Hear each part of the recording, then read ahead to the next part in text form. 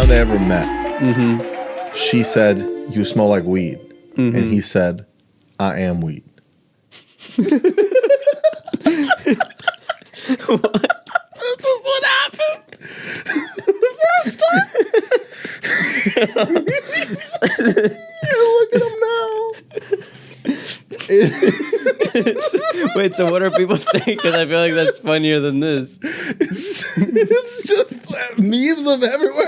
Of like the "I am weed" memes just have been tearing up. So allegedly, bro. All right. So the entire gay LGBTQRS community got together. WZ, MLNOP. They all got together and they apparently forgave the baby. Allegedly.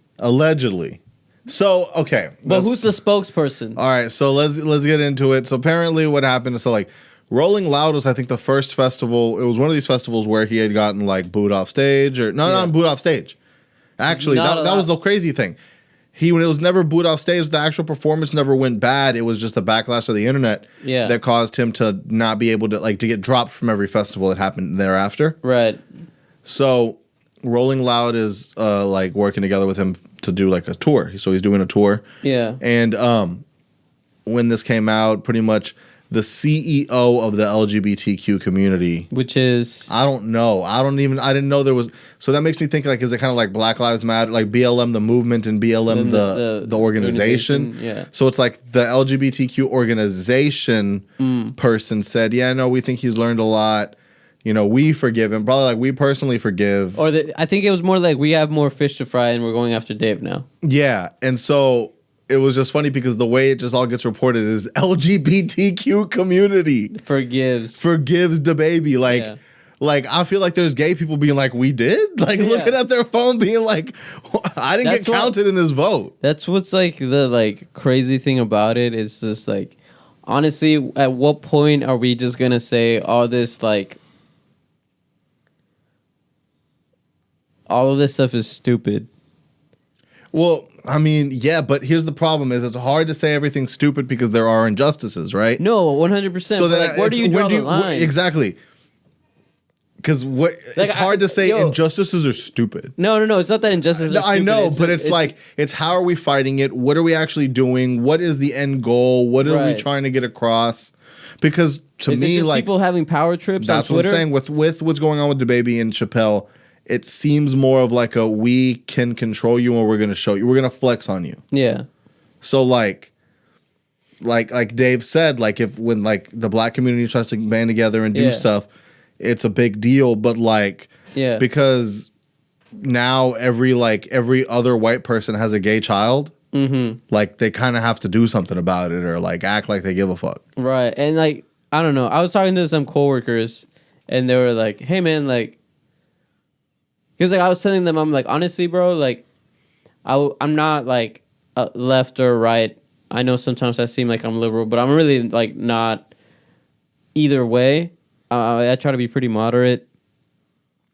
And to be honest, I kind of hate being pandered to at this point. Like I'm at a point where like it's. But how do you know if it's pandering and how do you know if it's like genuine?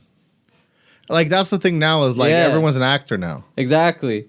And then like so they were talking to me about the whole like Latinx thing, and that's how they said it. They were like, "So what do you think about the like Latinx thing?" Who said this to you?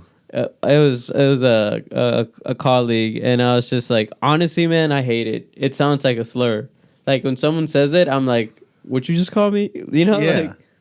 Like, did you double take when he said that Latinx thing? You're like, the fuck? Did you just call me? No. When he said it, I busted out laughing. I was like, bro, I hate that stuff. Again, because I think, which I actually now looking at it, I do think it's Latinx, and I just started saying Latinx because I thought it was funny, and now I've been hearing Latinx out here seriously, and I'm concerned. Now I gotta be careful because now I think we might be promoting this. Oh, no. We gotta chill. I'm reading the thing and it was like, so CEO, I'm not about to read that gay ass name. Look at after CEO. No. You gonna try to read that? Gwendolyn D. Clemens. Because they get that D. And the Clemens is like Clementimes because they fruity. You know what I'm saying? So we're canceled. No, but I'm just saying my boy Clemens, our spokesperson, I don't know what they are. Wait, so there really is like there is a CEO of like the LGBT LGBTQIA? Yes. Yeah. And so it says our organization stands on strong principles of being defenders of the LGBTQIA community, and nothing has changed. Today we were engulfed by the news outlets in a fire we did not start. Reads an Instagram post from Relationship Unleashed. Our comments to a brief question was grossly misquoted and intentionally framed in a clickbaiting headline to drive traffic to TMZ. I mean, that headline, like, to me, I was like, wait, like, that headline was 100% like clickbait headline when you say the LGBTQ community forgives the baby. I'm like, what? How does that? Yeah. So like, it's stuff like that where it's like, yeah, like that you had some like, you must have some gay person like, I didn't even know we were mad at the baby. Yeah, no, there's a lot. Here's the thing is, it is a teams thing. You actually have a lot of people that are like, yo, I'm not mad at the baby. Like, why would I be mad at the baby? He's not, like, I don't have AIDS, or like what he said was ignorant, but like, okay. Yeah, like people say ignorant things all the time. Like, yeah, if it's all about not knowing, and that's why I know it's like the whole education and like the joking and stuff like that. But like, you never know anyone's situation. You know what I mean? Like off rip. So you can't just walk around eggshells. Like, is it not just a place where like, you know, you see somebody who looks like a guy, but they're a girl, and you're like, what's up, sir? And then they're like, I'm a man. You're like, oh, shit, sorry. Like, there ain't no more, oh, shit, sorry in the world. Yeah, no. Now it's like, damn, that's so wild of you to just assume. Let me talk to your employer and figure out how we can get you, like... fired. Yeah. Because I identify as a lamp, and you ain't say, yo, what's up, lamp? Yeah. And I'm like, what? Yeah. So it's like, I don't know, man, wear a name tag. You know what I mean? Like... You know, register somewhere. Right. Make an app. Here's the thing. Ooh. If like a trans person cared so much that they made an app that would make it easy for me to know their pronouns, I'd use it. I mean, it's on LinkedIn now. No, but I'm just saying, like, I'm not gonna go to your Instagram. Like, if there was like like an airdrop type thing. Yeah, where it's just like ding. Where you see, like, I'm walking up to you and like I'm an Amber Alert, like an Amber Alert. Yes! A trans Amber Alert. We need to have trans Amber Alerts just so that people like that was so aggressive. And I go by like, them. No, it's like this and this and this. They give you the description. At the corner of such and such and such and such identifies as they them. Yeah, and we all know. And if you choose to ignore it, that's on you. Then you're the asshole. That's when it's on you. Yeah. If we all got the alert. If we all got the alert, then it's on you at that point. Then at that point, I could take responsibility for like some backlash, right? Because it's like, yo, those Amber Alerts obnoxious as shit. You're right. So like, you know, you be in some compromising positions. Like, you married now, so. It's late at night. You just trying to be intimate with your partner. You know what I'm saying? And that's the problem because you're like in the back of your head, you know what it is. And if you choose to ignore it and power through, you know you ignoring that child's life. You know what I mean? But what am I gonna do? I'm in my room. You at least peep out the window, see if you see him. You know what I mean? See if you see the license plate, dog. You got to do something. So you stop. You're like, wait, you gotta. I mean, you gotta. You know what I'm saying? If not, you feel like a shitty person. Because they told you. I guess you're right. You just got to check your surroundings. Because I guess the idea is if we all get the Amber Alert, we all look around, someone might see them. Yeah. You know what I mean? Yeah. And what if they were just passing through your street? You're like, it's late.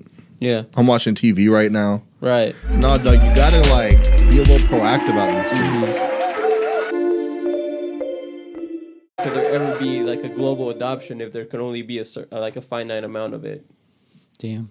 You act like I'm a Bitcoin historian. No, like, it's funny because I haven't really looked into it. Like, even when 2020 was coming to an end? Yeah. I saw, like, it was still sitting at the same price it's been sitting for a while. And I was like, oh, like, this might be a good investment because the whole point is supposed to be anti-inflation, and they're about to hit us with a bunch of stimmies. So that should be. And I feel like people thought the same thing. Like, why don't I start putting money in here just in case, like, you know, the dollar will obviously inflate. lose value, but hopefully Bitcoin holds. And so that's like what people in Venezuela were doing, right? So their dollar was worth so little that people just started holding Bitcoin because all the government did was print money. And so Bitcoin ended up being worth more because other places in the world are actually stable and they would buy the Bitcoin. So it's like, okay, like at least I know that like if people are paying me in Bitcoin, then it'll be worth something. But like this Venezuelan dollar is like worth absolutely nothing to me. Another side of it though, that because you know a lot more of like the technical side of it, can it still be used to launder money? Bitcoin? Yeah. Or is it like because it's backed by too many computer things? I think it was probably easier to do that by my guess whenever people didn't know about it as much and not as many eyes were on it. Right now, too many eyes are on the market, too many eyes are on what's going on like what's being transferred. And to me, I mean, like I said, I don't know how the fuck you can see it, but doesn't it seem more risky when you have the blockchain when it's minted that, hey, if this illegal activity, I know they'll probably cover it up or whatever, but you have it on the blockchain. Hey, this shit happened. Mm-hmm. Regardless of you can find the context of what that transaction was you later. Can't erase the blockchain, right? That's the whole point of it. Yeah, that's the whole point. But yeah. So I mean, yeah.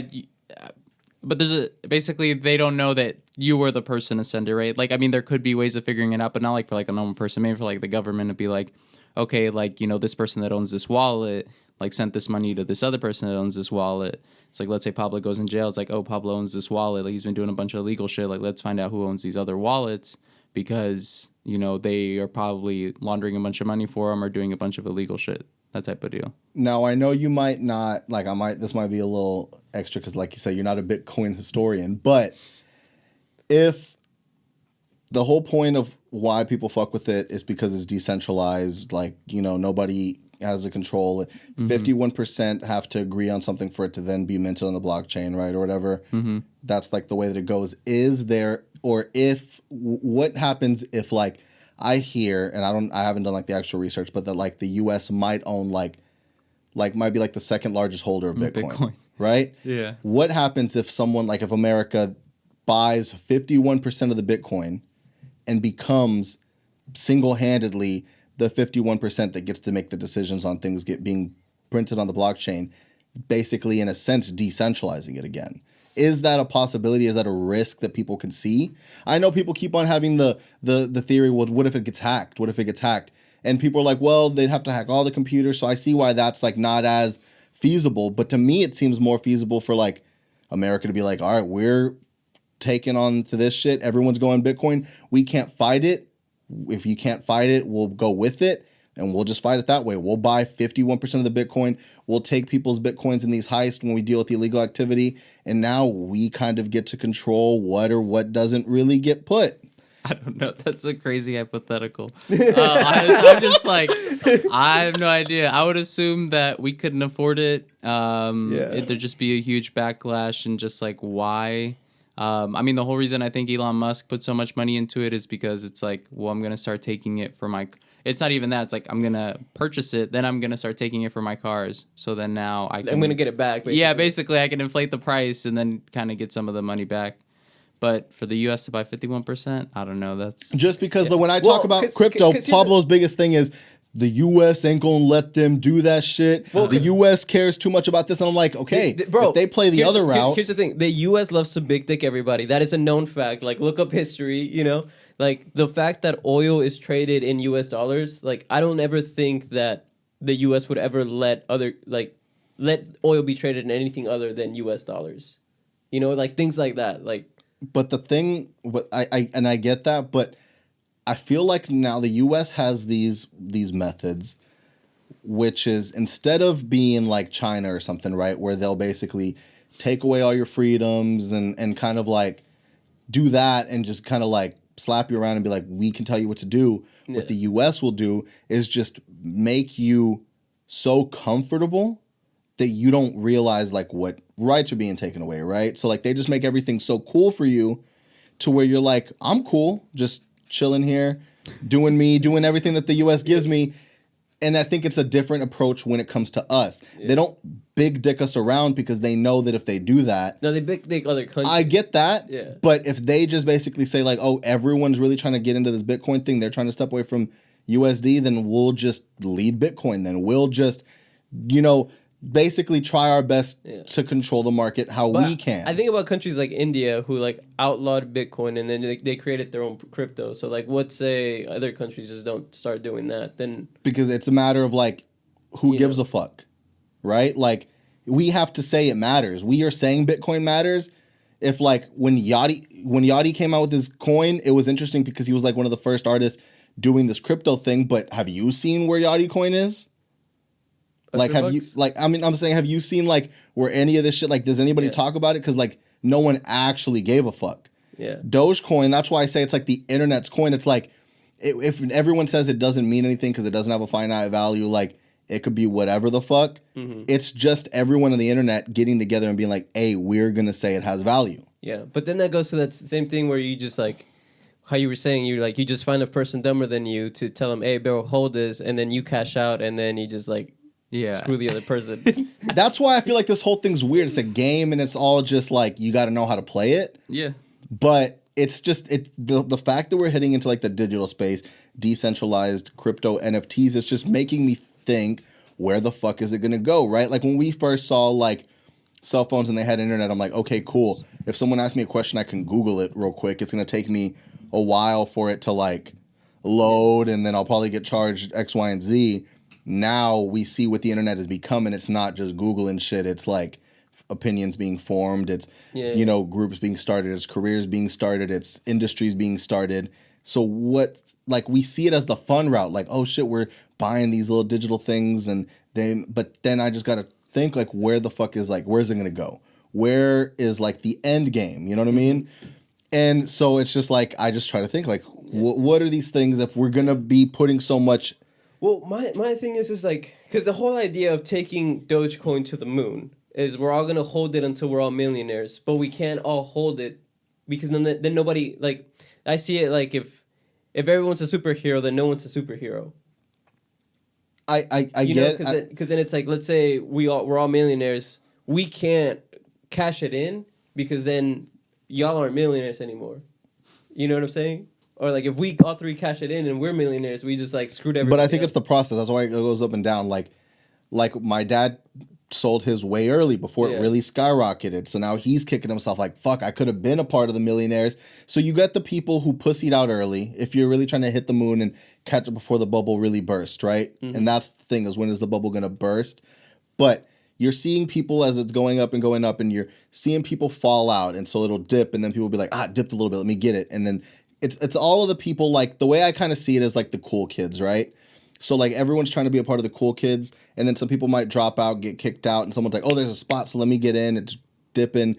And it's like, as long as people keep up the facade up there as like, hey, it's cool up here, we're in the VIP section. As there may be people who would be like getting here and like, all right, I'm gonna dip out before this shit busts. I don't really give a fuck about what they're doing. I think like the goal is let's all have the sheep think mob all at the same time and keep on.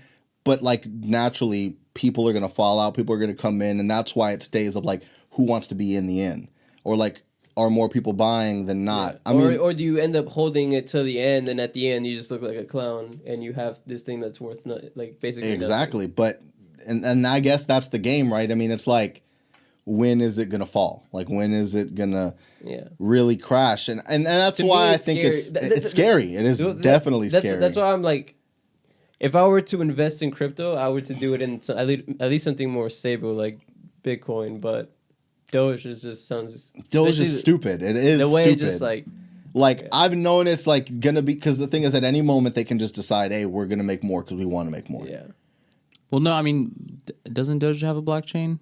I don't. Oh, does it not? I don't know. That's been the big thing. Like Coinbase hasn't been accepting. It's not on Coinbase. Okay. I don't think. I didn't know that. Because that's been the big thing. Because I'm holding. You know, I gotta follow all the topics. Yeah. And everyone's just like, you know, I'm seeing all the people who are talking about Dogecoin, and they're like, the big surge happened from, of course, like the talks about Coinbase going in, and then Coinbase actually going in. all the cryptos. And so that's like what's causing that whole thing. But now they're trying to get like Amazon to accept Doge. That's what the Doge community is fighting for. Then they're trying. So, because that's the thing is, first off, that's where I think there's two big things that legitimize a crypto. in my opinion, and that's for one that the people believe in it, and then acceptance, and then wide acceptance. So once once Elon's saying, "Hey, we're gonna accept Bitcoin," I was like, "Wait, I can actually use my Bitcoin for something." Yeah, I mean, Mark Cuban was like, "You can buy stuff at the Maverick store for like Doge, with like Dogecoin." Okay, so that's like it's acceptance. Now people are being like, "Wait, they're saying it has value. I can use it to get things in return." Yeah. So that's like their next step. I think they're getting people to now look at even anybody, my dad, everyone who's like said that like the stuff's a joke and everything as it is, I still think are now like the second you see some dollar sign attached to it and see it doing something, you're like, well, fuck. I mean, is this real now? Like, what is this? Same thing with NFTs where everyone's like, wait, that sold for how much? Yep. So I guess it must mean something because we all agree that money means something. Yeah, but I think with like NFT, so like again, my whole like thing behind it is like art's not liquid, you know. So like if you like own like let's say like the Mona Lisa, you can't just like be like, hey, I'm gonna go. You can't go to the bank and be like, hey, so I got this Mona Lisa. Mm-hmm. How much it is worth this much? Like, you got to find a buyer. So it's NFTs like that because if we're saying it's digital art, do you have to find a buyer to then be like, okay? I think so because it gets auctioned like art. Mm-hmm. For a lot of times in the start, like the Weeknd put out an NFT, and I know there was like a few that were like a certain amount. At this point, I'm like, damn, sneakers are more like liquid than this. Yeah, it's like there's like the first you see the multiple things of like the art pieces, and there's gonna be like maybe like 100 of them, and they're numbered or whatever, and then there's like another one that's like an auction, and then that one has like an unreleased song. So like they're auctioned off like that, then you have it. And to me, it seems like just like anything else, like the resale value, I guess. I don't know how the resale market works because that's like the first thing becomes the industry. Like when you think about shoes, the first thing became like shoes and when they're dropping and how can we get them and figuring out how to even get into the game. Mm-hmm. Then once you get into the game, then the resale market becomes its own industry. Bro, let's make a bot. Oh my God. It's a lot easier said than done. I know. But can we just say it to you and you can figure it out? No, not at all. It's like so complicated. It's just better to just buy one at this point. It's like you could spend like a couple years trying to develop something and it still might not work, or you could just pay somebody to be like, just give me yours. You already did it. That's where I'm at right now. It's like, I'll just pay somebody. Yeah. But yeah, I don't know. I mean, I think you're right. It's the inherent like supply and demand of things. I don't know where like every cryptocurrency is going, but it's like what makes you choose Doge over blockchain or blockchain over Doge or Ethereum or whatever other, crypto. Like what if I came out with a crypto and was like, why not? Why can't we use my crypto? So it's like it's whatever is backed, right? And so if I were to say like, would I choose Doge over Bitcoin? Like probably not. And then even now I'm still like, well, how are people buying this Bitcoin, right? Because you have to buy it with something. It's like, well, I'm buying it with US dollars. They're super inflated right now. So if the US dollar is super inflated, then Bitcoin is super inflated and every other cryptocurrency. At least I think so. I think the whole point is like once we get in a recession and our dollar starts to, kind of return to a regular value and we start, people who have a shit ton of Doge or whatever have to start selling because they, want to do something with their money. Then when people in other places start buying it, we can actually see like, okay, it's actually worth this much and not, what I don't even know what it's at right now. Yeah. But that's hard. But the thing about like America buying everything is the same thing. Like why Bitcoin? Why not Ethereum? Or why doesn't the U.S. just make its own cryptocurrency? It's like we got the U.S., we got the Trump dollar. But even if they do that, we first have to go to acceptance. Are people going to be backing it? Like, are we going to look at it and be like, nah, we're good. The whole point of decentralized is to not be with y'all. So, like, centralized cryptocurrency just doesn't seem to like. It seems like a lot of work. Again, like how you were saying, even with like building a bot, it feels like centralizing Bitcoin is like a lot of work. You have to rewrite basically. And how you're gonna lose works. most of your fans, I think. Yeah. I don't think you could centralize it, right? That's the whole point of Bitcoin. You just described money right now. You're just like, or like online money. I mean, like, yeah, nah. I mean, there is no way. I don't know why the U.S. government would want to do that, but I'm not the U.S. government, so maybe. Yeah, I feel like we've been giving we're not white and we don't work for the U.S. government. I don't know if it's just me or both of us, but we've been hitting them some questions. Be like, why the fuck y'all asking? Yeah, I'm just this? like, oh man. You're like, wait, I didn't realize these was the questions I was gonna get into. He was like, I thought I was just gonna come and like explain how how money works, how cryptocurrency. I am Bitcoin. How cryptocurrency even works. Why cryptography has value. I mean, cryptography has. I mean, it doesn't have value. It just has an inherent security where you could be like, you know, like, how do I know this dollar's real? It's like, well, like everybody around here has verified that the dollar's real, so you can, you know, with like a very high certainty, know that this dollar's real. But yeah, I don't know. That's I don't know. It's such a volatile space. So we're gonna close out here in a little bit. I think we've it was fun. I definitely think we asked him enough questions. Yeah, I don't know how to answer all these. They're good questions though. Maybe I'll Google them after. Big Draco. All right, so if we're gonna go into all that, Big Draco, Kanye made up. They're back in each other's good graces, which is good. You know, as fun as the beefs are, I kind of do want to hear that verse. I don't. I really don't care to hear the verse because I actually like Big Draco more when he's upset at somebody. That's the true. whole Drake thing. Mm-hmm. Drake is the funniest thing because you're just like, it brings out the entertainment factor in him. I mean, Soulja Boy, number one internet marketer. He's an entertainer at his core. First rapper to be an internet marketer. Yeah, I mean, we're just trying to be Soulja Boy at this point. Honestly. You know, first rapper to be on the top 10 Billboard of, LimeWire, dog. First rapper to make you hold your phone to the radio because you're trying to crank that as your ringtone. That's true. First rapper in hip hop to have a pop and dance on YouTube. Mm-hmm. First rapper on YouTube. Bro, first rapper on YouTube. That's wild, right? How many views does the Crank That video have? A ridiculous amount of views. Yeah. I don't know, something outlandish. But I wonder, man, because it's been a minute, intro into YouTube for it to be like. I know. And so he's been out here. He was on the Breakfast Club. Jinx, you owe me a soda. And he's been like Charlemagne. I like hearing Charlemagne talk to people. I like their relationship. I know he was on Charlemagne's show after that too. 498 million views 11 years ago. That's wild, right? Yeah, that sounds about right. 498 million. But like, bro, this man will make you like, he'll make you look up stuff because in that interview with the Breakfast Club, he was talking about his verses with Bow Wow. And I hadn't seen it, and honestly, it made me go look for it, find it, and watch some of it. I couldn't tell you who won. I will say that Big Draco still has like hits coming out. We ain't heard of Bow Wow since. But does he though? Like other than that one that you're listening to right now, right?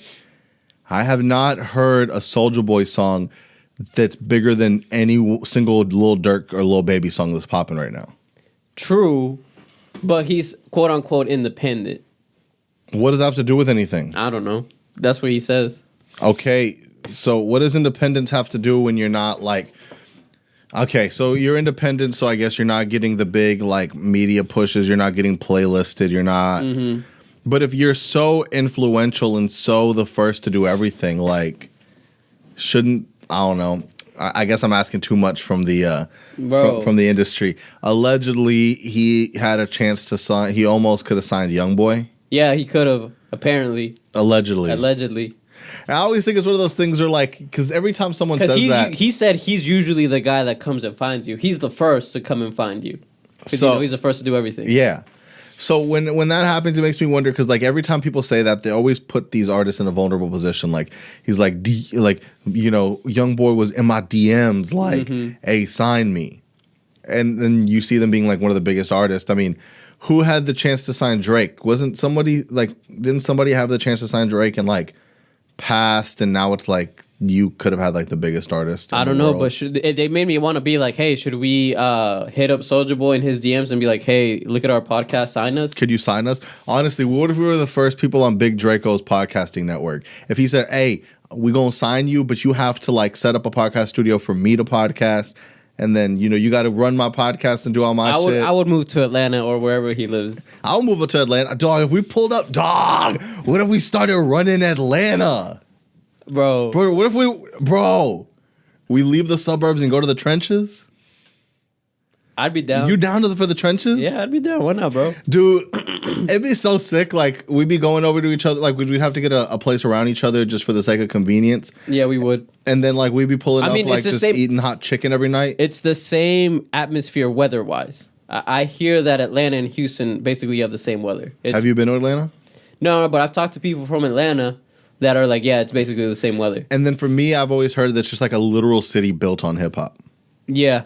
Like, it's a city built on the entire, like, that city is built by the culture. Mm-hmm. So, is wild out there. I mean, we would have both influences, the Houston, Hotlanta.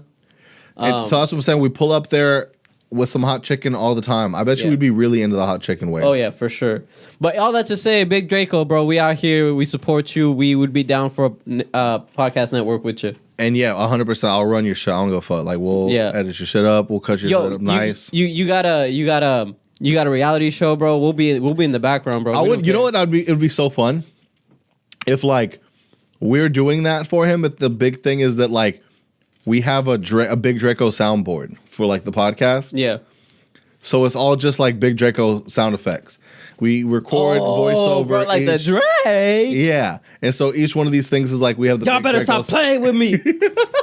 Everything that come out of my mouth is hard. I'm the first. It's the first one. I'm the first.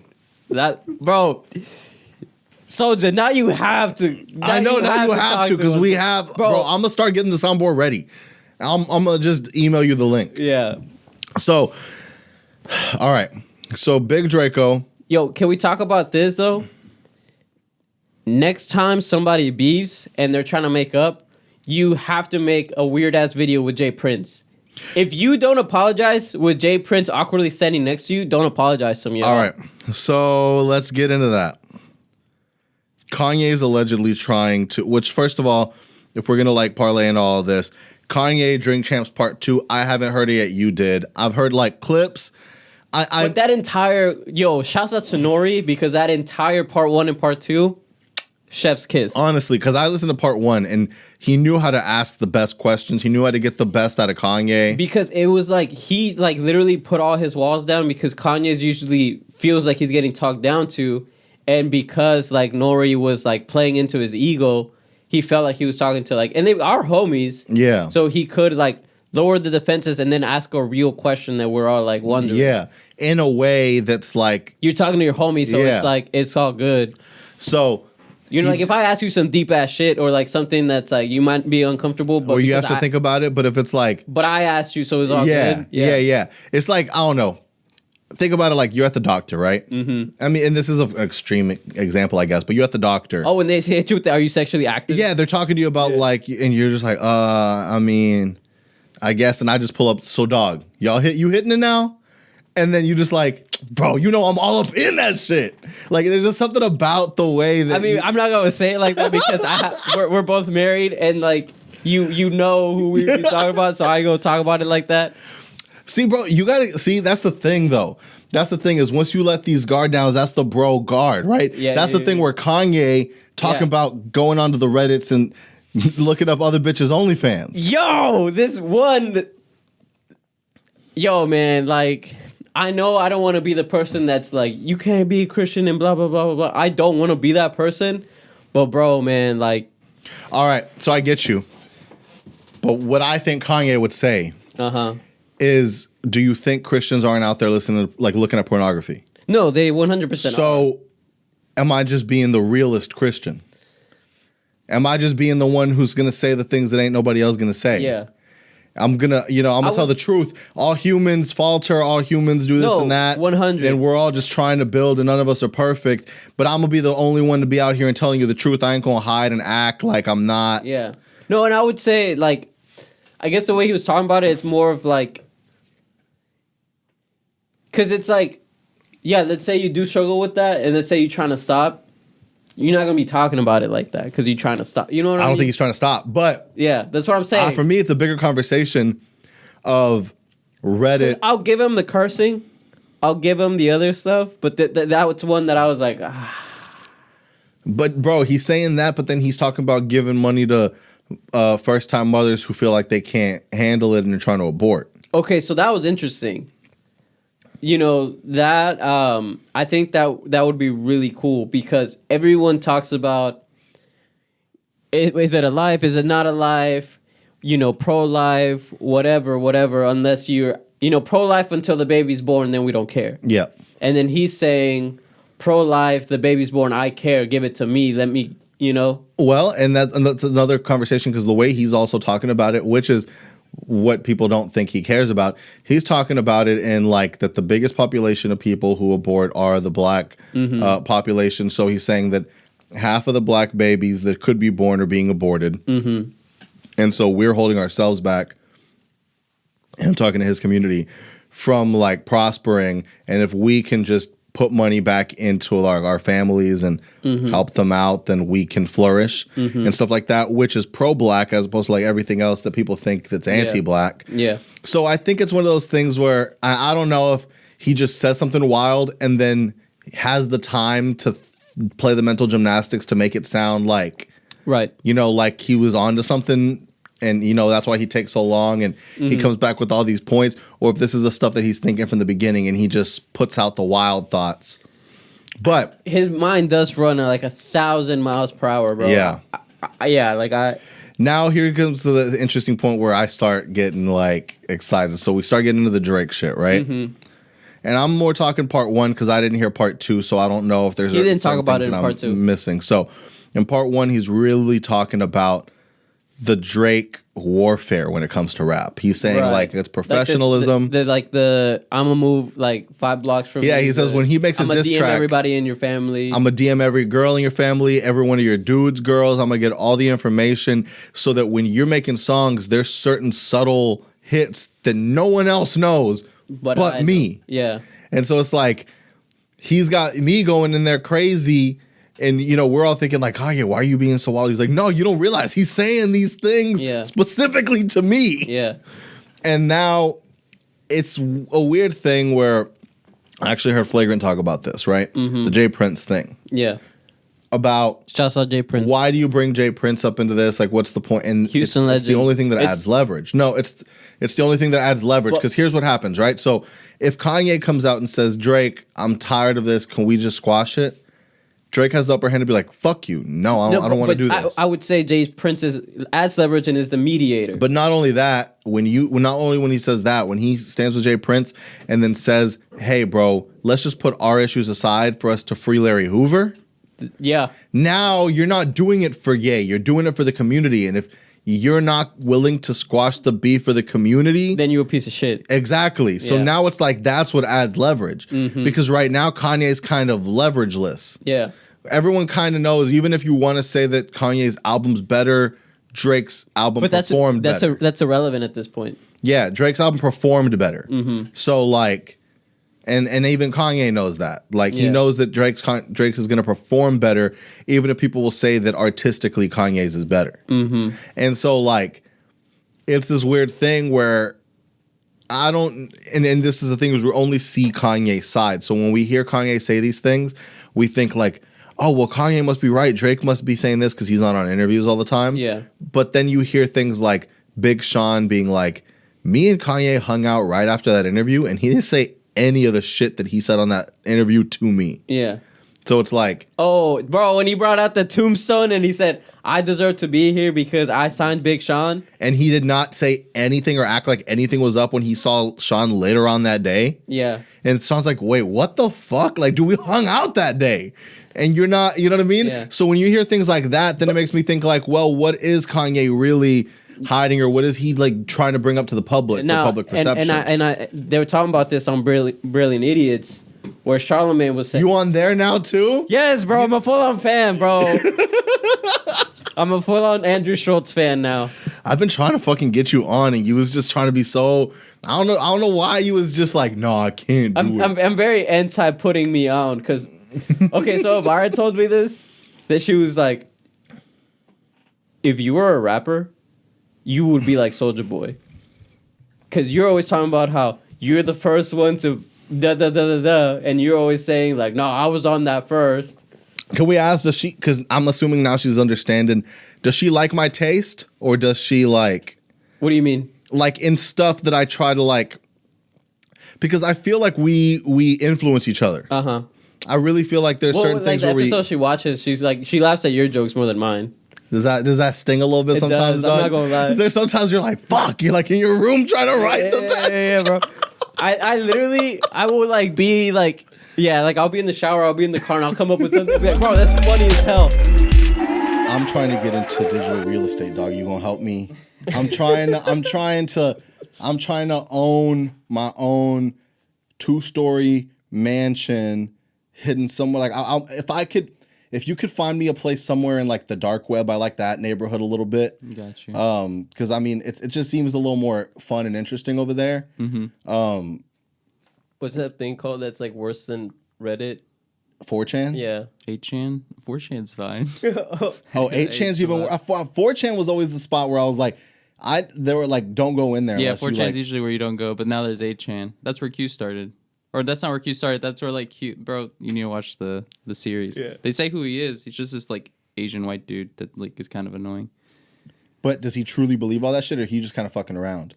What does it seem like? Because we don't know what he seems like he's just kind of egotistical, and he's just like, like I think he just likes having people listen to him. Like he just likes people like a coder monkey or something like that. He was like the guy tweeting the whole time that people were like, they were just like going crazy for him on Twitter. This is all off the. I just watched like snips. I just watched the last episode, and I was like, okay, this is the guy. Cool. I got the conclusion. You just got the conclusion. Yeah. Let's just skip to I don't care about the crazy. Yeah, because you don't want to start. Sometimes the thing is, if you see a lot of these documentaries, they know how to make people likable, even if they're not supposed to be. Mm-hmm. Yeah. Joe Exotic was mad likable. He was like a meth head that like paid other dudes to have sex with him. Yeah, and like just basically drugged up teenagers to keep on like being with him. Yeah. But he was kind of cool. He had the juice, dog. Yeah. He had that tiger swag, you know what I'm saying? Not enough to get that pardon though. Real talk. Honestly, that's one of the that's honestly one of the most disappointed I've ever been in Trump, because that would have been the perfect season finale to his presidency. Yeah. To just like with pandemic and all, for us to just like, it's like, when like a comedian finally like at the end of the joke they bring back a joke from like earlier in the special, and it's like he did that callback. Like Tiger King was beginning pandemic, like heat of everyone feeling away, and if he just said, hey yo, by the way, as I'm bouncing here, I'll have y'all's boy Joe Exotic, come out, that would have been fire. Yeah. Because like all Kodak Black's been doing since he's been out is starting beef with other rappers. Yeah, well, I mean, that's what Joe Exotic be doing too. He dropped another. But I would have loved to see. I would have loved to see a Triller event. Yeah. Joe Exotic versus Carol Baskin. Damn. Oh. That would have been a pay-per-view event for sure. Yeah. Like that, bro. Y'all gonna watch that fight tonight? Oh. Ben Askren versus Jake Paul. No. I don't know. But I know who Jake Paul is. I don't know who the other person is. UFC fighter. Yeah. Oh. But he was like. Is it free? He was a nah. Guaranteed before the pay per view. Facebook Live, put it, and I'll just be watching with you. Yeah. Like Ben Askren's making like $500,000. Wow. Jake's making like 680,000. This is before like pay per view, like numbers, sales and all that stuff of what they'll get percentage wise. This is just like guaranteed out the gate. Ben Askren's kind of making this seem like it's a whatever fight, but this is his biggest payday of his career. Damn. Just which is crazy. YouTuber. MMA people don't get paid enough. No, they don't. Yeah. That's why it's a boxing match, and they really get messed up. That's what Jake's kind of like putting out here, being like, look, like he's showing them boxing money, and he's like, boxing pays. Boxing is the sport that people actually come out and watch for. And he's basically, everyone feels like right now, I agree that UFC is like the most entertaining sport right now. It's like the one that I actually care to watch. I don't give a fuck about watching some people box. But like UFC, you've seen some wild shit. It's entertaining. Now he's kind of being like, look, I'm showing them that boxing's the way. Boxing's where the entertainment is. He's bringing entertainment back to boxing. Mm-hmm. So that's gonna be some money. How do I NFT this? How do you NFT it? How does Jake? I mean, Jake, I've been seeing him like. Oh yeah, people. You've been fucking with Clubhouse. With what? With Clubhouse? You've been getting inside the. No, what is that? Isn't that worth like $1 billion or something? Now, so basically, like all these really big people. Didn't Jake make an NFT of him knocking out? Like, isn't his like a video of him knocking out Nate Robinson, and it's like $1 million? And then they're trying to sell it, yeah. Yeah, people are like, you paid $1 million for a free YouTube video. But it's owning it on the blockchain. Explain that. So now let's get into it. So, what's the difference between having the video from YouTube and owning the NFT? What makes that more valuable than the other? Yeah, I don't think there's literally. I mean, I know it's because we say it has value. Yeah, it's literally that. And being it minted onto the blockchain. Yeah, that means nothing. Which everyone says it's on the blockchain. You can see it. Have you ever seen the blockchain, dog? I mean, where do you see it? How do you see it? You don't really see it. It's like your so then how do you know? breaks it apart. So the blockchain works. It's like just a ledger, right? You add to the end of it, and then everybody's computer's like, it's like if I gave Pablo some money, and then my computer's like, hey, I'm giving Pablo some money, and then everyone's like, hey, he's giving Pablo money. Everyone's like, all right, we'll all agree he's gonna give Pablo money, and now everybody write it down, nobody forget, and then now Pablo has that money, and so now if anybody's like, hey, Pablo, I never gave you that money, it's actually my money, like, nah, Pablo had that money. Or basically, like, that hash of, like, that whatever is now Pablo's. Or whoever, contains it. It doesn't. But how do you actually fact check that? Or how do you actually, like, if someone says, if two people are pulling up and they're like, hey, I got the one of one Nate Robinson NFT, Jake Paul NFT, and they're like, nah, I got it. And they're both showing me the same video. Well, I think for NFTs, it's just hosted somewhere, right? Wherever Well, because I know you have to have, by my understanding, I've never bought one, you have to have Ethereum. Yeah. Is an NFT almost a promo for whatever crypto you decide to have to attach for you to buy it? Is NFTs as a whole just a way to drive up the market of Ethereum? Because you have to buy Ethereum if you want these. No, I think yeah, kind of. I feel like there's not really a use for Ethereum now. So by you putting some like thing that you can buy with it, then people will be like, why do we not have like a use for it? What makes Ethereum better or not? It's a crypto, right? Yeah. So what makes it better or not better than Bitcoin? Is it people's belief in it? No, it's not that. It's just honestly, I think Bitcoin came first. If I were to put my money on which cryptocurrency would do better at the end, I would say Ethereum, just because of there's more backing behind it in the sense of like research. So I would go with Ethereum. Right now I wouldn't invest in either just because of how inflated the prices are. But yeah, I think the reason that all right, wait, what was your question? Let me think about that. Now, do NFTs actually have a value, or are we just kind of putting NFTs as a way to inflate cryptocurrencies? That's hard. I think NFTs have no value. Like, does it actually mean anything? Who really gives a fuck? I mean, like, all right, I try to think about it like these records that I have right here. A lot of these records I bought when the album originally came out, and it was the first pressing of a limited amount with a different colorway. So I have records that are like 1 of 50, and they'll be numbered, and it's a colored vinyl. I know because it's colored, and I knew that when that vinyl came out, they made it in that color. I could look that up. I could look at the back and see that this came out in this date when it originally pressed, and it's 25 of 50 or whatever the situation is. Mm-hmm. And so to me, that has value because I know that. I know, like, if I tried to sell that, I would go online, and if someone else had it, I can kind of judge what the market is like that, right? Mm-hmm. With an NFT, I don't know. It's like, I see it right here. It's here. You could say the same thing. Like, I could listen to that same album on Apple Music or any streaming service. Mm-hmm. To me, it seems like the physical thing being there is what adds the value. There's these little nuances. Because you're the fan. So, like, all of us here, we all like sneakers. So, like, we know, like, to someone, like, okay, you have a Jordan, so what? Like, I could go to Walmart and get, like... Yeah, I think music is different. because it's kind of all like digital. Like you can't really like grasp it. But I think what you're saying like with shoes is like if I'm like, all right, you won't have the Jordan 1s, but I'm gonna give you a picture of the Jordan 1s. I'll say it's a 101, and we'll call it a deal. And then you're like, how much will you pay me for it? And then because you have it, because of just like, I feel like because it's so new, people are like, I'll just give you like this like ridiculous amount. It's like, great, I will take that. And where do we go from here? If everyone starts having these NFT art pieces, are we gonna have like? Because the only way I can see it in the future is like, I think about art and why it matters. People come from far and wide to see the Mona Lisa, right? Yeah. But like my parents have a copy of the Mona Lisa in their house, and what's the difference? Is it? I try to talk to my dad about it because he's actually like he likes art. Yeah. He's like, well, the size. I'm talking about value, right? He's like the size. I'm like value when you think about like why does this cost more than this, or why is this worth more than this? What is it, right?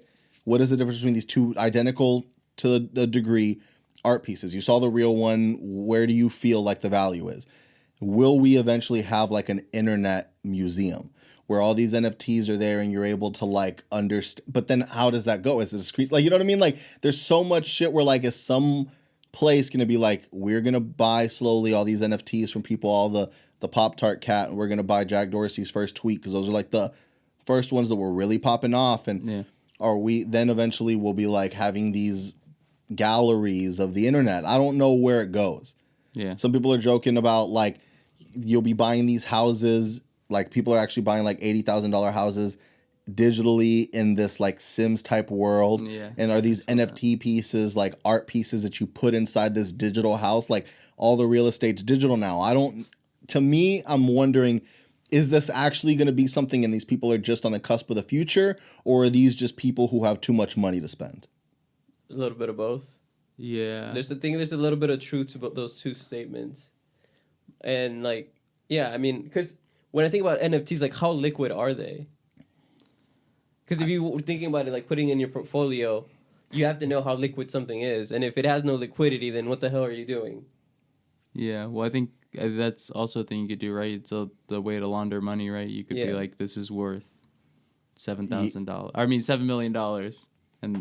And so you can put any value on it because it's really like up in the air on how much it's worth, just like regular art. And now what about the case where you could have like, let's just say all three of us were billionaires, right?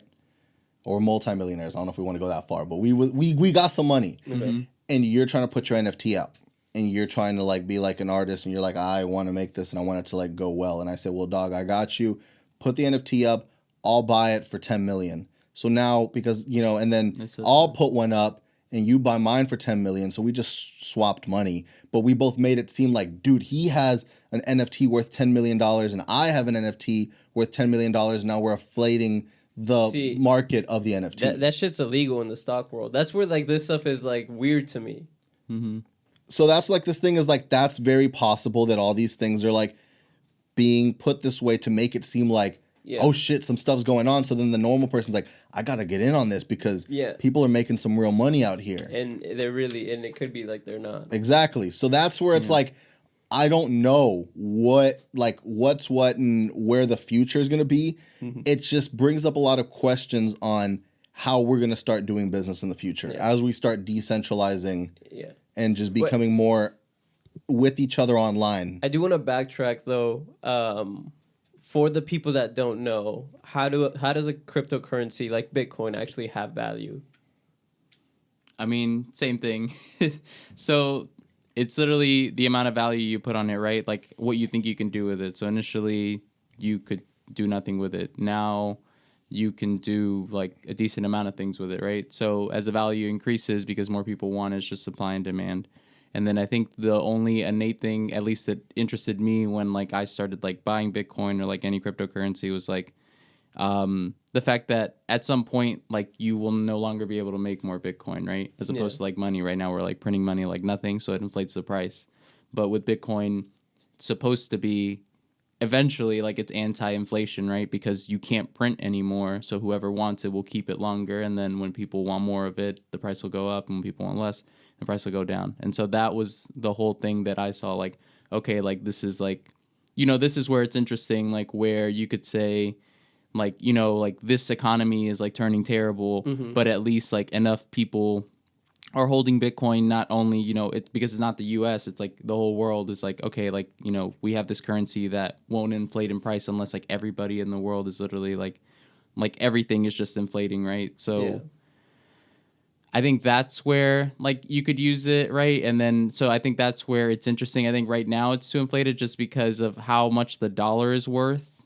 And so because people have so much money like in US dollars, like the price is being inflated in Bitcoin, right? And so once we kind of start seeing a recession, I feel like that's where we'll actually see like, okay, like this is like what Bitcoin's made of, right? Like we'll actually see like, is it like anti-recession? Like will it actually hold its value?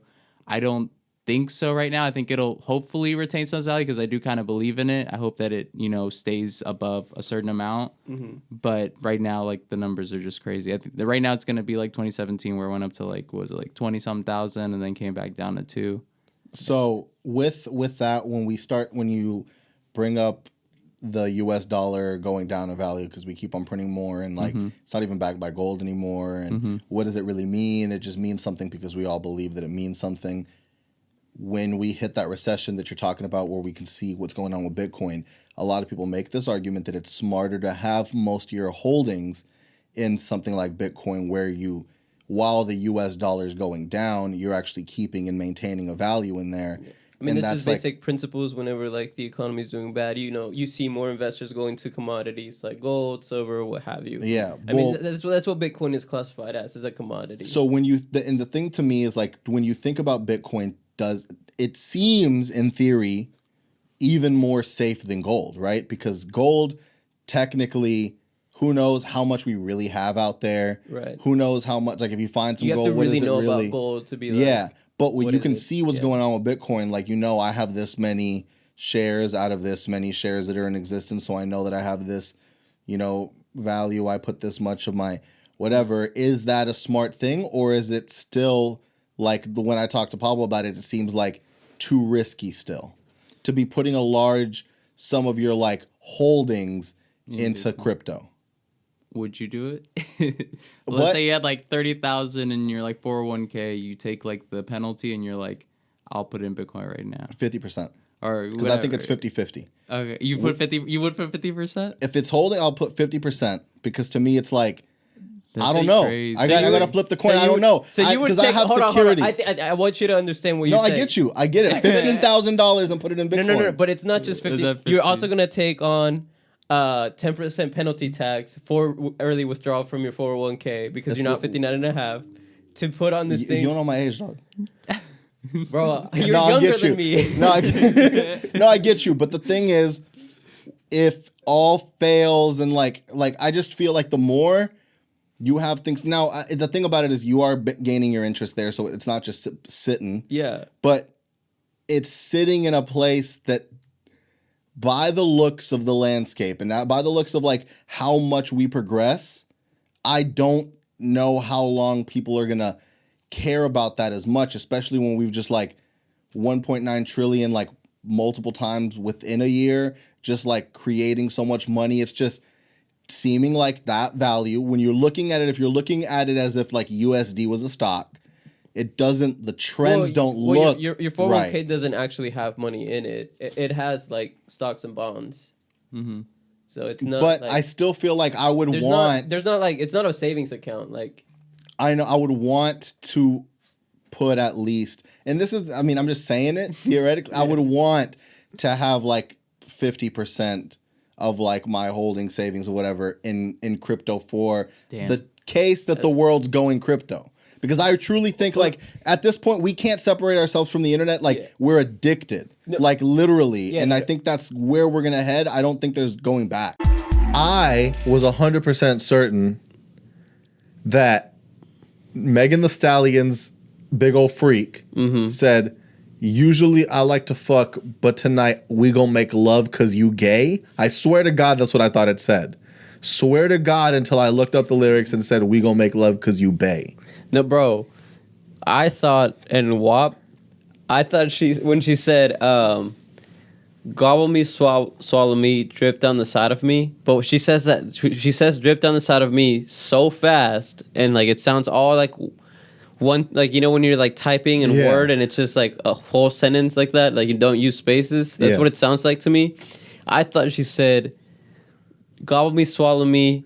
Something, and then I like something got lost in the translate. Like I didn't know what she said in between, and then somewhere along the line, I thought she said sodomy, and I was like, "Whoa, this is why people are upset." I thought people were. If she used it by its sin name, if she, and I said, "Damn." Okay, imagine when she said, "Not only we gonna talk about this, but I'm gonna use the sin name." Yeah. So you Christians know that I'm talking about sinning. I'm being disrespectful. I thought it was a diss track to God. So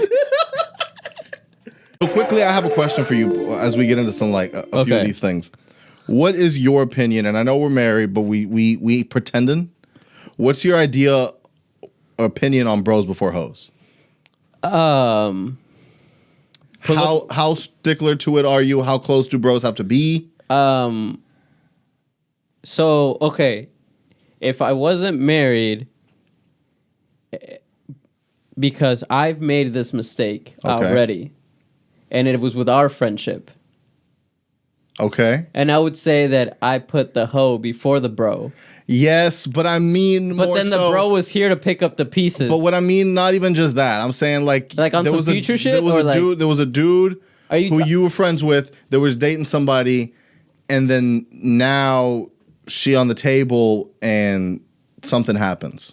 Oh, okay. I thought you were talking about like being. No, not like being like a good friend. I'm just talking about like if your homeboy had a girl before, but you're really feeling this girl and you're seeing some sort of connection. Nah, that's foul. That's foul. It's foul? Yeah, it's foul. So the only reason I'm bringing this up is because I've been hearing all these rumors about Pete Davidson and Kim Kardashian. Bro, that they were holding hands at the. They were like they were like out here like enjoying festivities together. Yeah. First of all, someone needs to talk to Pete Davidson about workplace relationships because every time it was Ariana Grande first. Every time she came through, gets intrigued by him, and then all of a sudden it's a thing. And then now with Kim Kardashian, the only reason like I would have been fine, but like get it, Pete. Always pulling bitches that are like out of your league. Mm-hmm. Liquid Death. Shouts out. But it became a thing where I was like, wait, wasn't like Kanye West, Pete Davidson, Kid Cudi, Timothy Chalamet all chilling at Nobu one day? Yes, but if you that I would say if you Pete was it Liquid Death quenched all of your thirst, didn't it? Shit murdered my thirst. Yeah. Not sponsored, but we're trying to get sponsored, so, you know. Anyway, back to the show. There's a interview. I don't know if it's Fallon or if it's Kimmel. One of the late night guys was asking actually Pete Davidson about that night, and I think he said that Cudi had invited him for his birthday, and it was just supposed to be like them two, and then Kanye randomly pulls up.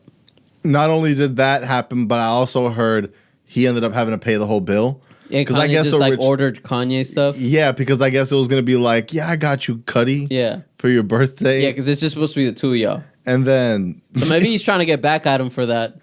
Maybe he's still paying that bill. Possibly because by the things that I'm hearing is that it's like that they're not dating, but that she's intrigued by him. That so she that means, likes that him. means they had sex. You think so? Yeah. She's intrigued by him. I mean... I think... What also, if it's like the dress thing, the nail polish thing? Like, you got an intriguing individual. You got to understand, too, that like they leak their own stories, I feel like. Oh, yeah. Like, they have way too much money to not let... like to let the things that they want fly and not let the other things fly. So, so if that is the case, what is... Okay. Because the show's over, meaning Keeping Up with the Kardashians. So usually when they do something like this...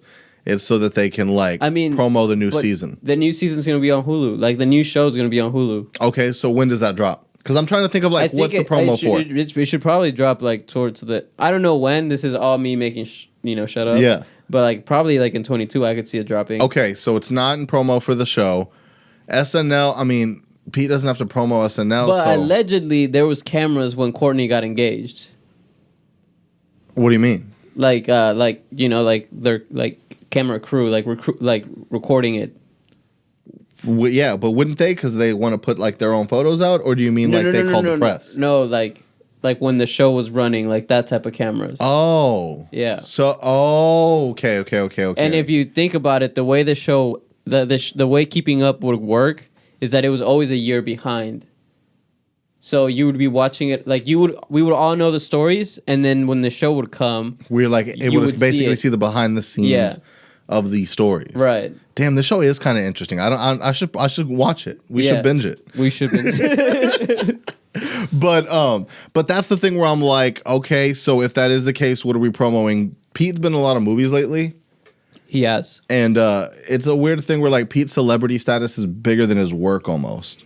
Yeah, it's like he is interesting. Like he's more interesting than like what he really. But I'll put some respect on Pete because King of Staten Island was a great movie. Yeah, no, and I mean his stand-up special was funny. Like his stuff on SNL is funny. Like he is a funny dude. Right. I think he's a little too edgy for SNL, but he does give them viewership, so they keep. So him. Is he a little too edgy for SNL? I think so. Okay, because, I mean, does SNL at least need some sort of edge? It does, and he provides that. The guest, but he's not there enough, I don't think, to like really. But like the stuff he does is like, I mean, like when he talks about how he wishes like Staten Island would fall into the ocean, or like, yeah, you know. But my thought also is like, okay, with my thought is like the guests kind of bring a certain edginess. That's kind of what brings some edginess. Certain guests. Well, certain guests, yeah, not everybody. But like, I don't know how utilized he is. I mean, I don't watch the show actually. I've seen clips and I've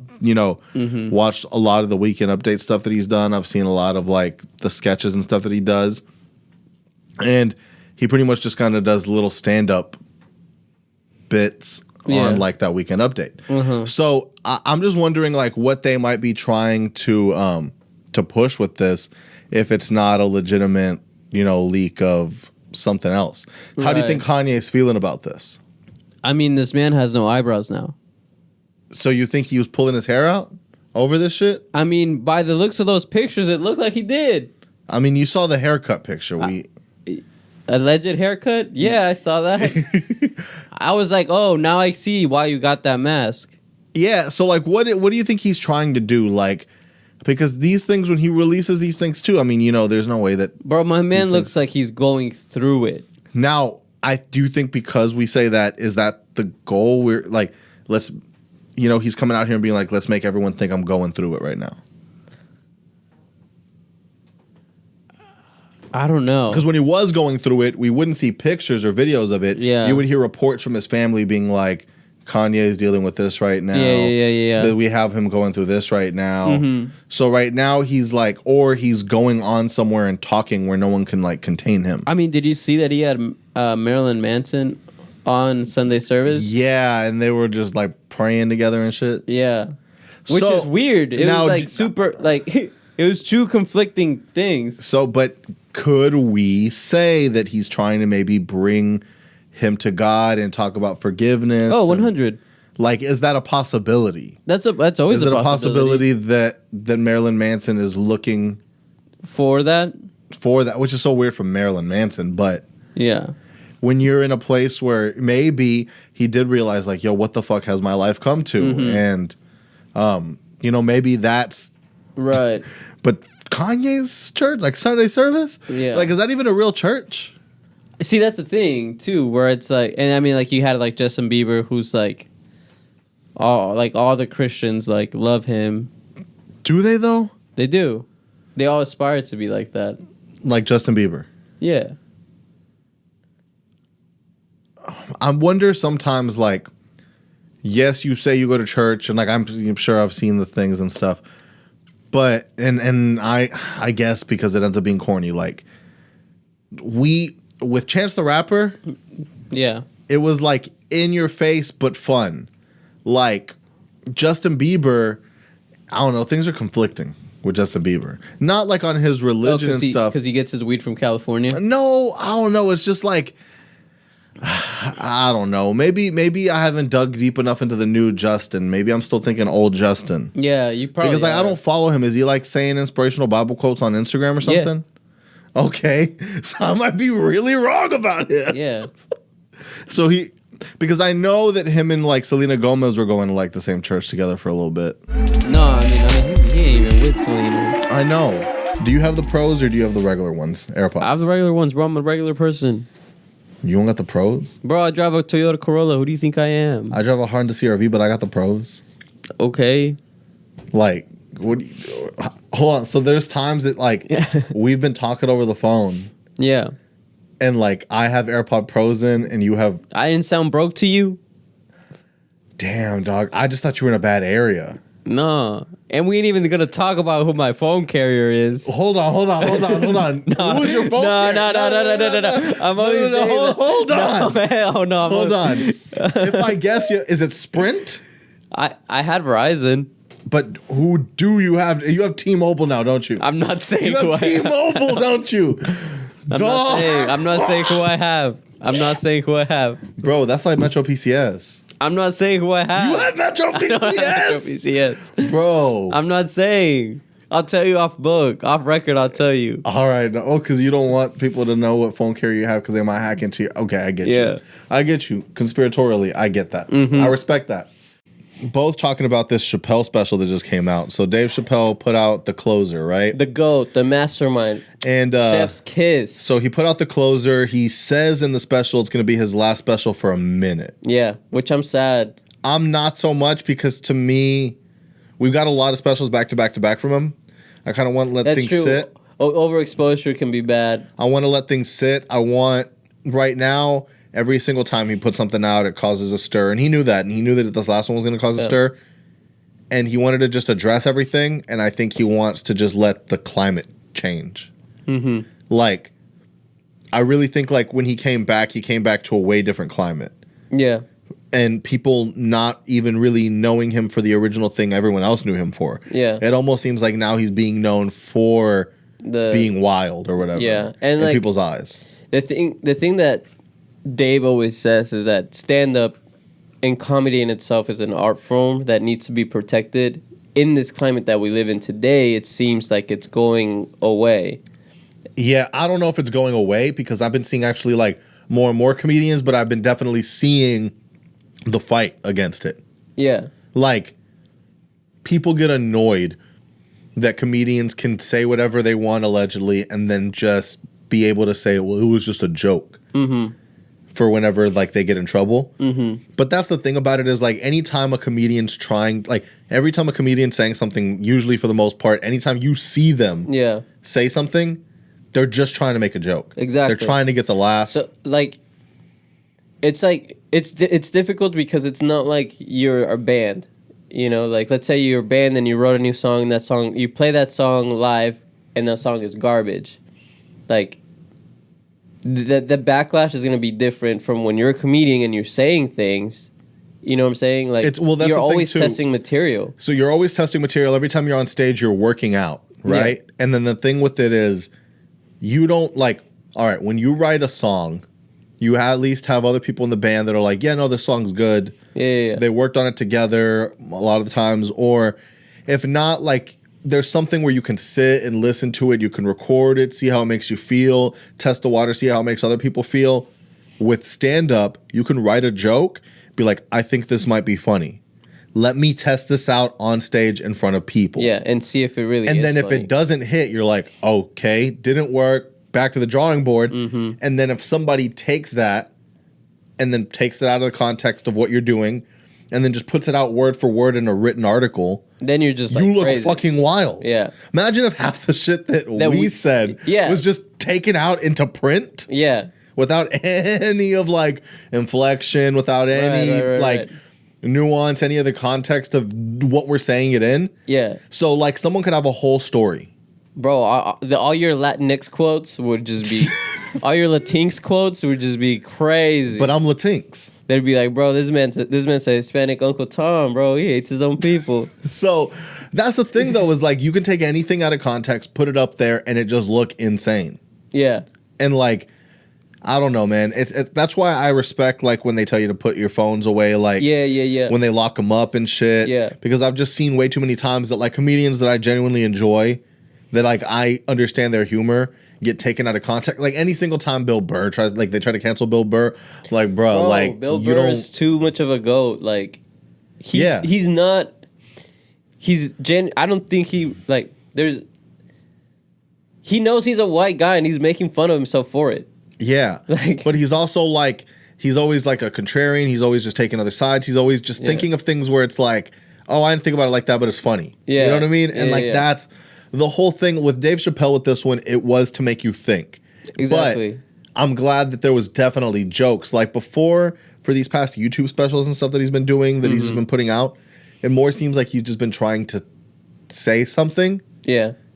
And then because of everything he's done, we just listen. Mm-hmm. And he's got like his points or whatever, but this was legitimate like comedy. Yeah. And he had a message and he had like a point that he was trying to get across. Right. So, you know, we're going to be spoiling whatever the fuck because we're assuming that you guys have done y'all's homework and watched this.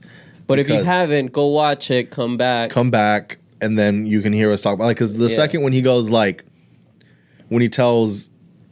I just want you guys to stop punching down on my people.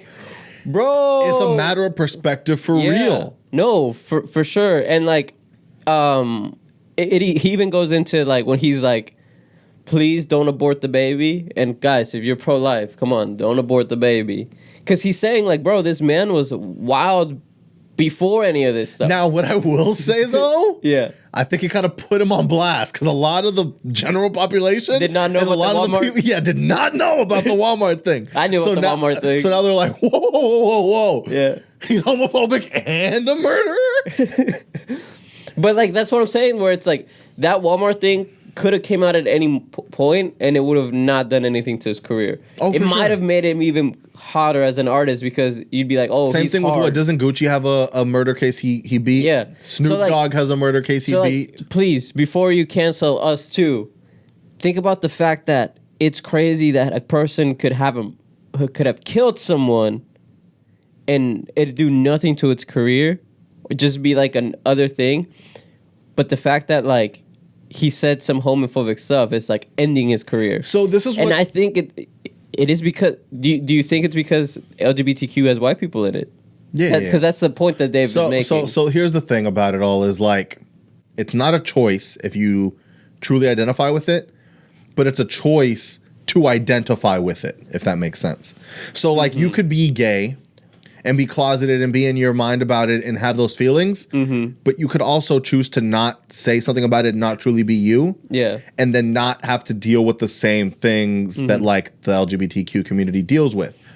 But when you're black or Hispanic, you don't have that choice to not identify with it. Yeah. Even if you don't identify with your culture, the rest of the world identifies you with your culture. Right. So it's like, not that being gay is a choice, not that being trans is a choice, but to some people, it's trendy and fun to experiment. It's kind of like that white boy fun shit, which I definitely have subscribed to, which is like playing all those gay jokes, doing all these things where it's like, because you don't have to like be ridiculed and all this kind of stuff all the time, you can choose to be different. Yeah. You know what I'm saying?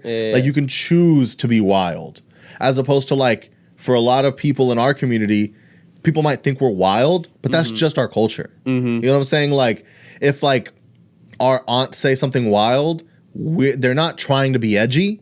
No, that's just a culture. That's just literally what they think. Exactly. So it's kind of like, oh, you know what I mean? Like now the conversation changes a little bit, where it's just like, yo, if you try to have the pronoun conversation with like Hispanics, they're gonna laugh at your face. Oh yeah, it's something that we try to educate, but it's hard when they're like always have something like more pressing. Yeah. Like, yo, I'm sorry, but like I'm not a citizen and I'm trying to figure out how to get an apartment, get a job, and like put food on the table.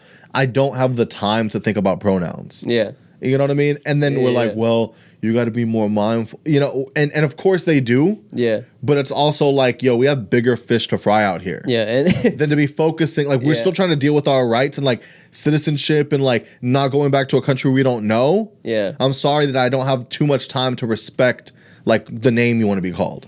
Yeah. And I do, because I was born here and I ain't got as much of that struggle. Yeah. So I have a little more time to pay attention to pronouns. But the rest of the community don't. So are you giving me a pass? I'm giving you a pass, yeah. Okay. But not for very long. Yeah.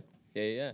Yo, I know my man Scott is punching the air right now as we speak. Scott, we are here for you, kind of, not really, because you date 19-year-olds and that's weird. So give me the backstory of what you know, because I know absolutely nothing. And I know you've browsed through when your girl's watching, and you've seen some episodes probably. I mean, when my girl's watching, like, this show's been going on for a long time, and I grew up around women. So, I mean, like, my cousins would be watching this show, and, like, I'd be hanging out with them and their girls, and, like, I'd watch it, my sister. You know, so this is a family, like, y'all don't watch sports, y'all watch the Kardashians. Yeah, I didn't grow up watching sports. And, like... Wait, what day isn't it Tuesdays? I have no idea. What day would it come out? You know the day. I don't know the day. I know, straight up, I don't know the day. You know the day because y'all made it an event. No, straight up, I don't know the day. I mean, it's not even on E anymore. They like ended the show. Well, now, but anyway, so Courtney and Scott would go back and forth a lot. Scott Disick, the only other white person that was ever in the relationships, right? Right. So basically, like, from the beginning, like, Scott would, like, basically he just had an alcohol and drug problem. So he was really difficult to deal with, but she, like, powered through that relationship as much as she could. Super toxic, I'm sure. And I mean, they would have breaks, they would break up, they would come back together, have breaks, break up, come back together. I'm sure when you have that many kids with the same person, it's probably hard to, like, fully, like, detach yourself from them. Yeah. You know, because there's kids involved. Like, if there wasn't kids involved, like, they would probably never speak to each other. But and I think that's one of those things where we have to see each other, so let's try to make this and then cool. like, and then in those breaks where they would be single is where they would, like, I feel like, rekindle something. Because it's great for the show or whatever. Yeah. I mean, I'm sure there was points where it'd be like it was great for the show, so, like, let's keep it going.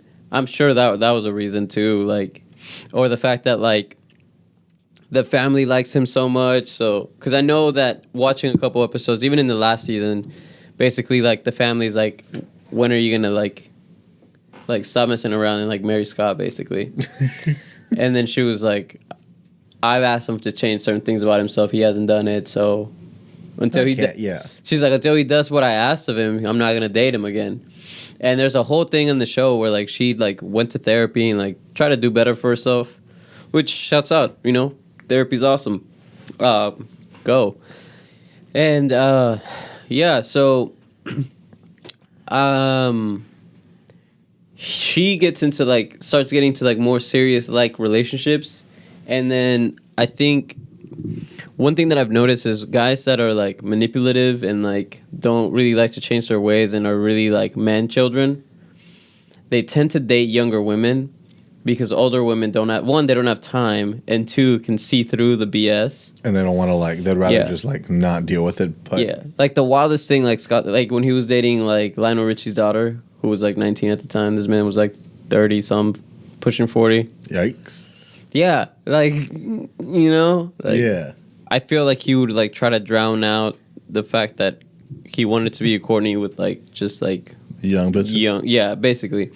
And now she got into this serious relationship with our boy Travis Barker. Travis Barker, I mean, Blink-182 for starters, just done so much for, like, you know, the pop punk waves and stuff like that. Mm-hmm. Then he started going into, like, this hip-hop wave. Yeah. Where he would just play drums for random rappers. Mm-hmm. First time I had remembered hearing it was, like, Eminem way back in the day. And then now you just see him with, like, everyone. Like, he started getting really into, like, underground scenes and, like, the Florida scene. He did things with XXXTentacion.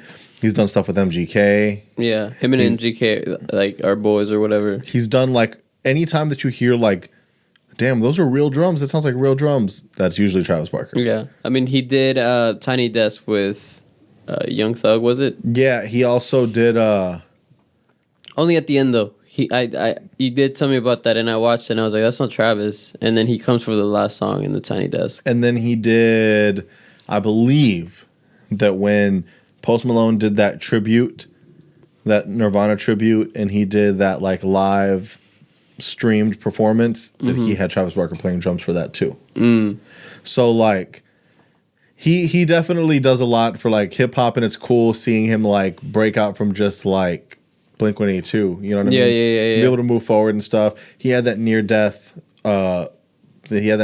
Plane crash, which was super crazy. Like multiple people died, and he like survived, and that like traumatized him from planes for like the longest. And so like there's definitely baggage, I'm sure, that comes with like dealing with someone who's had as much kind of like traumas, ups and downs, and like substance type stuff as like.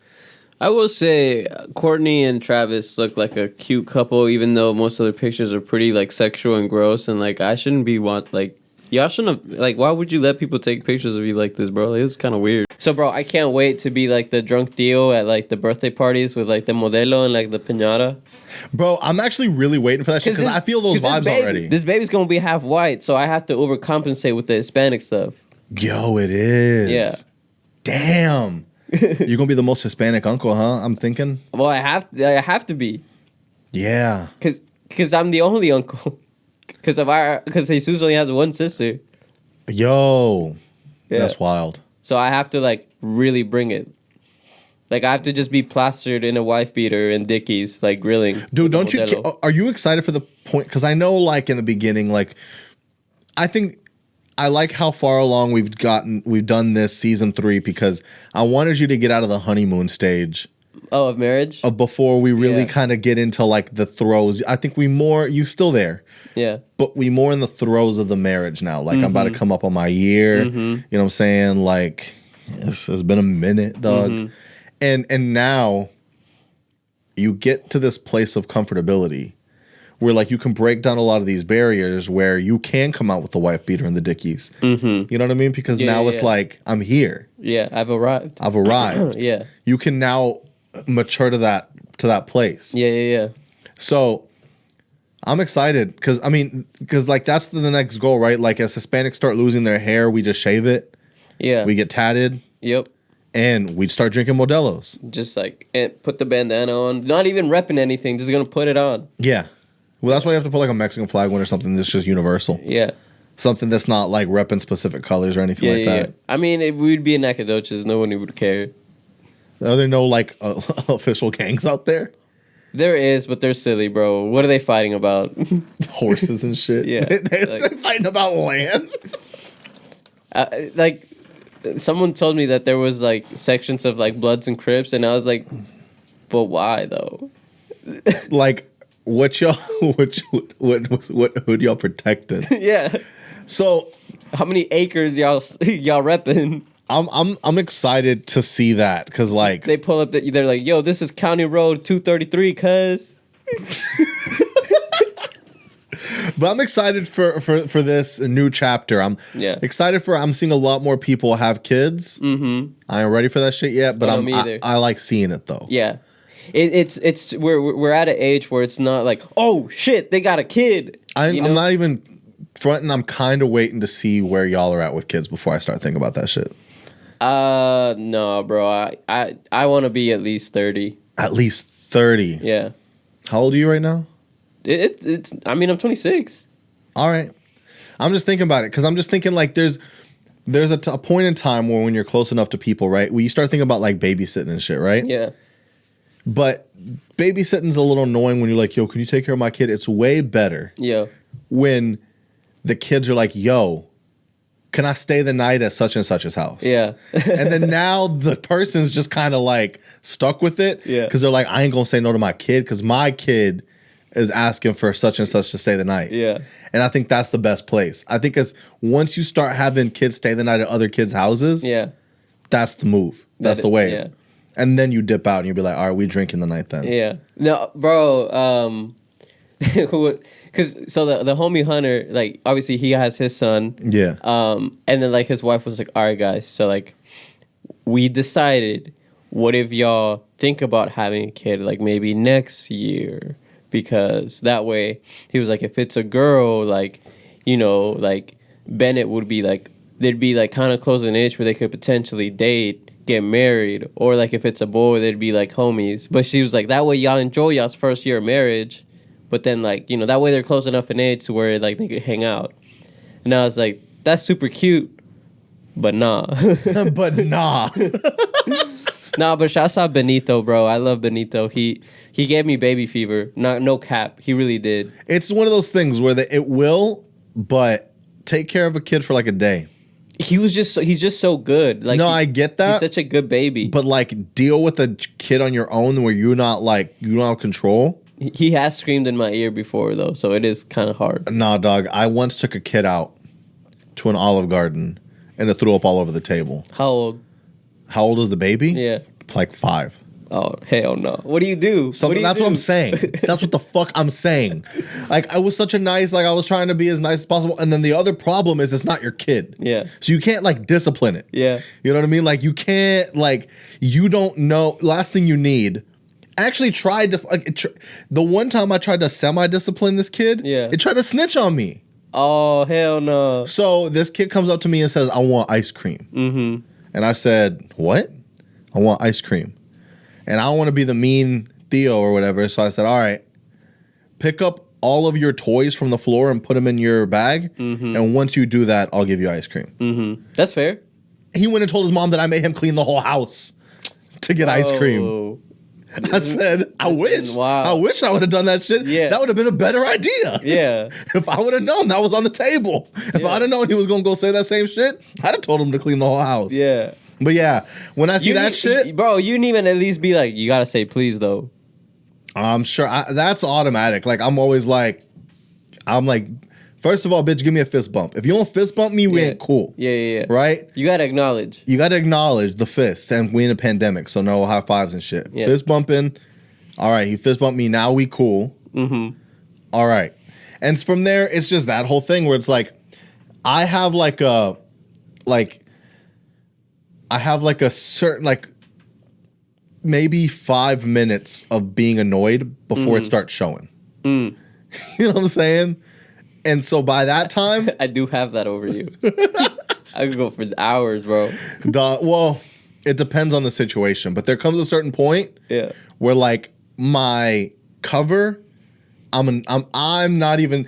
There comes a point where I say I want to let these people know to a degree, right?